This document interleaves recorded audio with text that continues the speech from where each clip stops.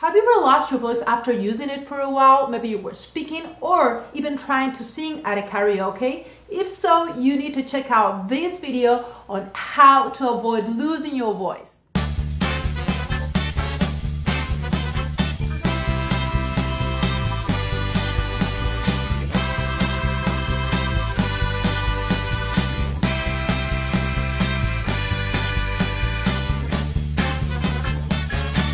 Hi there, I am Laura Arenshaw, vocal coach, online marketing consultant. I've already helped more than 55,000 people to free their voices through the internet and more than 350 students in my private sessions for the past 15 years. Today, I want to be talking with you about how to use your voice so that you stop losing it after using it. And why do you lose your voice?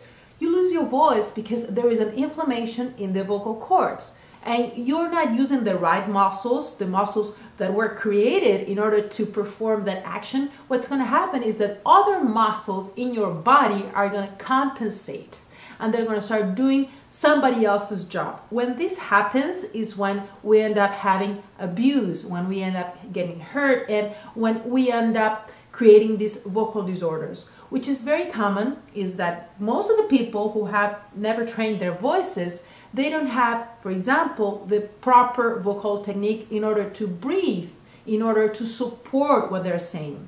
So when they're in a situation in which they have to use their voice in a more intense way, when they have to talk for hours, or maybe when they're putting a lot of energy and they want to be heard and they're trying to speak louder so that they can have more influence, what happens is that they don't have the power in order to do that.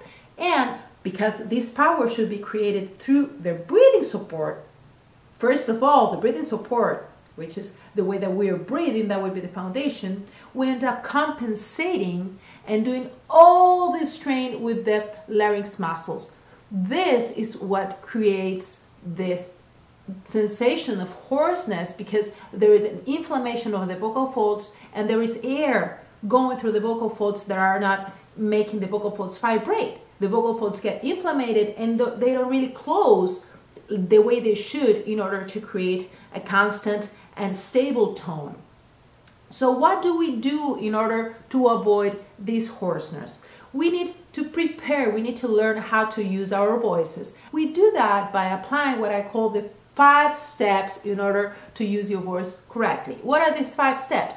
Are relaxation, articulators, breathing, resonators, and pitch. Relaxation. It's very important that before going on stage, before starting to use your voice in an intense way, maybe you're a teacher and you have to use your voice for hours, it is important that you get rid of any tension in your body, because tension is what creates strain. Your body needs to be relaxed, especially your shoulders and your back, because otherwise that tension is going to end up creating strain in your larynx.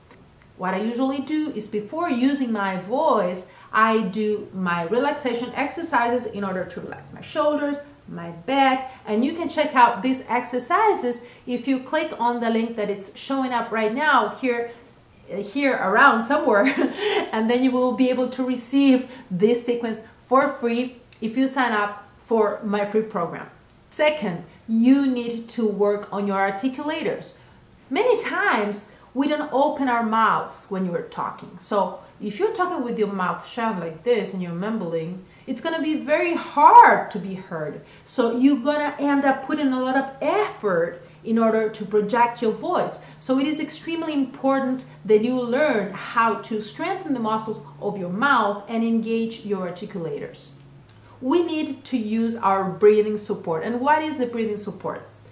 Breathing support has to do with a support that our abdominal muscles are going to perform on our diaphragm so that the airflow is constant and it has enough pressure in order to carry a whole phrase.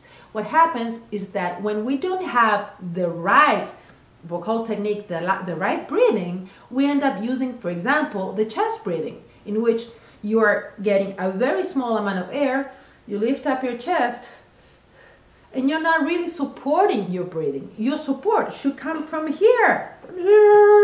Okay, so your abdominal muscles need to support your diaphragm so that at the end of the phrases, the airflow is constant. If the airflow is not constant when you're blowing, what's going to happen is that you're going to end up creating this strain because your muscles in your larynx are trying to compensate this lack of pressure.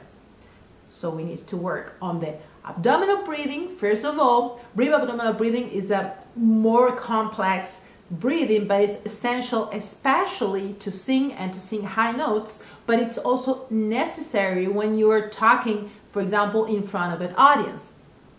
We need to work on our abdominal breathing, brief abdominal breathing, get rid of the chest breathing.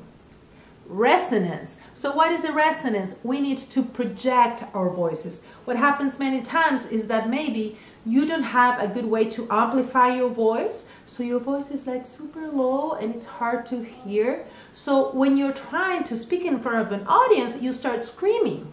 And this is going to really hurt your larynx. This is going to wear out your muscles in your larynx, because what we need to do is we need to amplify our voices using our resonators. This is the placement. So it is extremely important in order to preserve our voices that we are able to project our voices without strain and having a powerful voice that is amplified by the right placement in the mask, which is where our natural speakers are, as opposed to screaming with no resonance at all.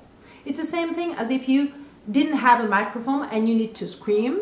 Okay, we have a natural microphone, and our natural microphone are our resonators. Even if you're using a microphone, it is very important that you learn how to project your voice. Otherwise, you are going to end up wearing out your voice, and this is other of the reasons for hoarseness.